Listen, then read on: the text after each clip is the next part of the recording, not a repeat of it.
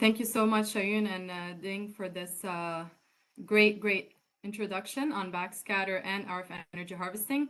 So what I'll be talking about right now is, let me first make sure I make this larger. Awesome. So what I want to be talking about is adding this extra flavor to millimeter wave, to backscatter communications and energy harvesting by leveraging millimeter wave frequencies. So I want to be talking about mmIDs. Now, first, what is an mmID? Well, mmID is a millimeter wave RFID. So we'll be talking about 24 gigahertz and above applications when it comes to backscatter communications and wireless power transfer.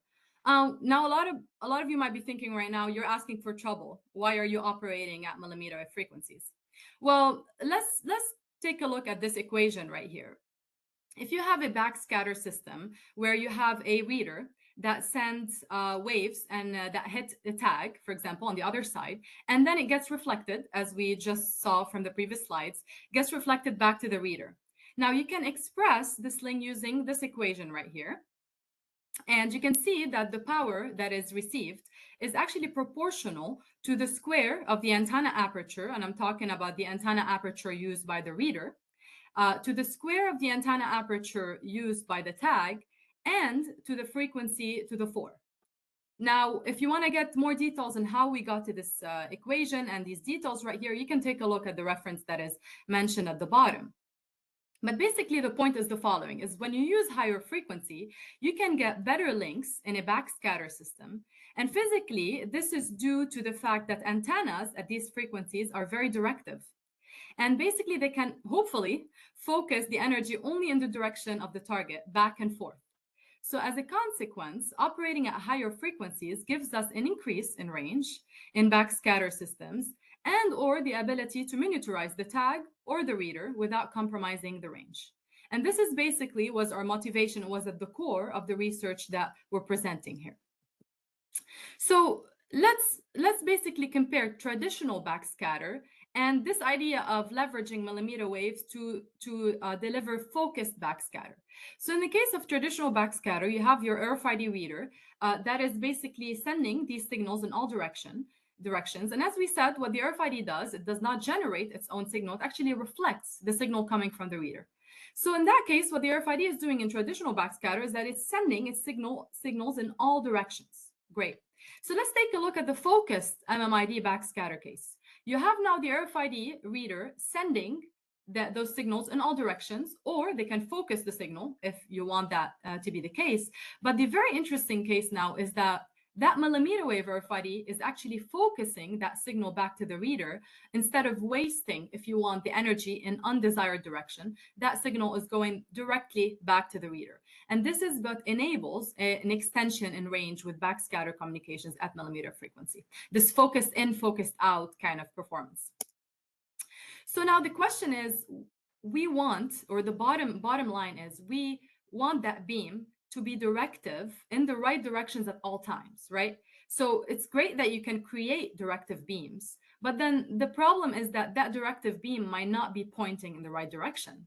So the question is that we asked ourselves was, can you make an RFID which at all times has a focused beam that is always pointing in the direction where the signal is coming from? Because this is the interesting part. A reader sends a signal. Can I point back to that reader from any direction, basically, independent of the direction of the signal, incident signal? And this is basically where we started leveraging these structures that are called retrodirective structures.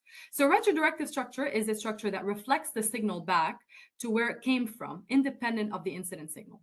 Some of you here might be familiar with the Vanata reflector array, but what is a Vanata? So the Vanata is, as you can see here, you have a number of antennas where you can have number of pairs that are connected to each other with transmission lines of equal electrical length. So this is the rule basically here, that they have to be connected in that way around an axis or center of symmetry.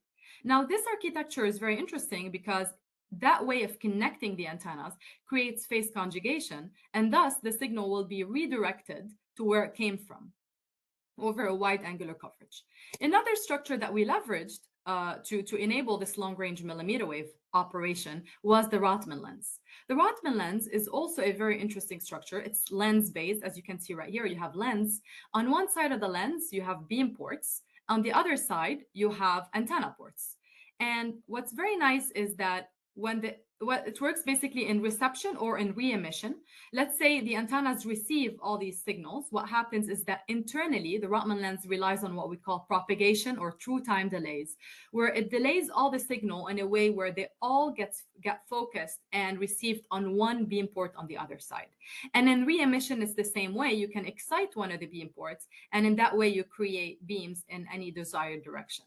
So we leveraged this structure and both Vanata and Rotman lens to enable very interesting demonstrations that I'll be showing right now. So here you can see some demonstrations of the Vanata, for example. We created Vanatas with Vanata mmIDs, millimeter wave IDs, here specifically at 24 gigahertz. And what you can see right here, first of all, let's take a look at that figure to the left. You can see a chipless Vanata. So this is a Vanata architecture that is cross-polarized. So it basically receives the signal, let's say, from a horizontal polarization, and it re-emits it at a vertical polarization. And this is a sticker that does not have any electronics or power. So it's a batteryless, chipless tag or sticker that can be used as a temperature or humidity sensor, or you can tune it for specific applications. On the other side, you can see another Vanata architecture. In that case, this one is solar powered. It consumes very little power, as was explained before, microwatt level power consumption. And it has in it also, in addition, a very interesting addition, which is a modulation. So this is a modulated tag that allows it to be identified, localized, and tracked. Now, how did we know if that thing is working well, obviously, and is detected at a wide angular coverage? Well, in the middle, you can see a radar cross-section versus angle plot. Well, the radar cross-section tells you how detectable an object is. So in that case, you can see that that tag is very well detectable with the consistency of its RCS over a wide angular coverage. And this is a demonstration of the advantage of retrodirectivity. Now, this research did not stop here. We have with us on the call here on the panel, Jimmy. So Jimmy and I both graduated from Professor Manos's lab, and that research that Jimmy worked on was actually spun off into a startup that is the only startup right now commercializing mmID technology, and it's called Atheraxon. And we'll take a quick look later at a video from Atheraxon showing a demonstration of these mmID tags, basically. So another interesting thing here is the operation of the Rotman mmID. So I told you how a Rotman lens operates, but how did we put it into an mmID tag?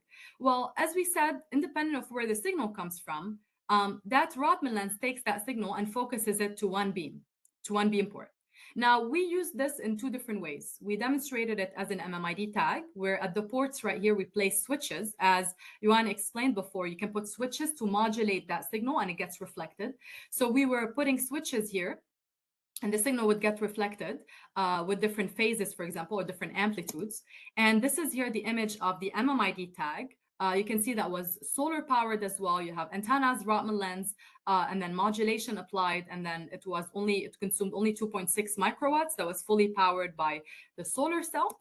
And this at the time was tested, demonstrated very high SNR up to 60 meter. And it can still go beyond that because the SNR was pretty high, even at 60 meters. And that range could be definitely extended, especially with the high power that you could transmit at these frequencies, which we'll be discussing more at when we talk about wireless power transfer at millimeter frequencies. So here I would like to show the video demonstration of mmID tag in action with the startup, Atheraxon startup. Now, when we think of mmIDs or RFIDs in general, we know that they can enable communications, right? It's backscatter communications. But then because of the compatibility of millimeter wave operation with radars, now not only you can communicate, but you can also enable precise real-time localization. So if we take a look at what's happening here, you have a drone that has a tag on it. This is a Vanata mmID tag at 24 gigahertz that is being tracked in real time and localized by a radar that is placed in the environment. So basically, you have that radar that will appear very soon in the video. And that radar is tracking the position, which is shown in the bottom right of the slide. This is the 3D position. So we're doing 3D localization with a single radar, single tag in real time. And that radar is telling the drone where to go and where to land, basically. So this is a very, very interesting demonstration of the capabilities of millimeter waves. Now, the other interesting topic that we worked on where we leverage millimeter waves, and we thought about it, we understood one thing. The FCC is allowing us to send 100 times more power at 28 gigahertz or 5G millimeter wave frequencies compared to 4G, for example. So you're allowed to send up to 75 dBm ERP, which means that you can create these highly directive beams and point that beam towards specific IoT devices to energize them at long ranges. We know that at 5G, we have smaller cells, which means that the cells are not too far and they're not kilometer away from each other. They're 180 meter or so away from each other, which means you have high density cells and you can create this wireless power grid that can energize IoT devices. And they're not only installed outdoors, but they're also installed indoors. So what we did with that is we leveraged these interesting specs of 5G millimeter wave frequencies in order to develop a sticker that can harvest the energy from 5G signals independent of the angle, which is again a very capable thing at millimeter wave frequencies, where you can see in this case the signal would come with energized a rectifier, in this case on the other side, and thus it could deliver DC to power ultra low power IoT devices. So this is the sticker here, the harvester, 28 gigahertz harvester. And then this here, the plot shows the harvested power versus angle to demonstrate that we are getting high gain, but also we are able to collect energy from a wide range of angles, which is in this case close to 120 degrees of angular coverage. So the next topic I want to talk about, which also, of course, originated from Professor Manas's lab, is advanced packaging and integration. One of the appeals of RFIDs is that they are cheap, right? So the main question is, can we make RFIDs at an affordable cost, especially when you go to millimeter wave frequencies? You start not finding things easily that could be soldered. You start dealing more with dies, and you would need to think of ways to integrate these dies easily in your circuit without using all the wire bonding and expensive techniques. So this is where additive manufacturing comes in. For example, on the top, you can see a coplanar waveguide bridge that was manufactured using a combination of 3D printed polymers and inkjet printed metal traces. So this is very interesting because basically you can go from a certain die on your circuit down to another line and build a front end, millimeter wave front end, using low cost additively manufactured techniques. And that was actually demonstrated in this specific work by Tony, Bijan, Brian, and other people from Manos's lab, where we see the integration of millimeter wave ICs into an inkjet printed substrate. So here you can see we're going from a die down to these silver printed traces using that technique of ramping down from that die to the circuit, basically, or the traces, using only inkjet and 3D printed techniques. And this, of course, did not stop here. You have a lot of system on package that was demonstrated where you can combine the two capabilities that are shown before and integrating an entire system into a fully packaged, fully printed package. So what you can see here is actually a very interesting demonstration of a system on package millimeter wave harvester. So this, I believe, was either at 24 or 28 gigahertz, and which is crazy because you could still use these low cost techniques at high frequencies. And that was built layer by layer. So first the substrate was 3D printed, and then the metal traces with silver nanoparticles were printed with the inkjet printer to put the rectifier, and then the dielectric layer, and then the patches on top.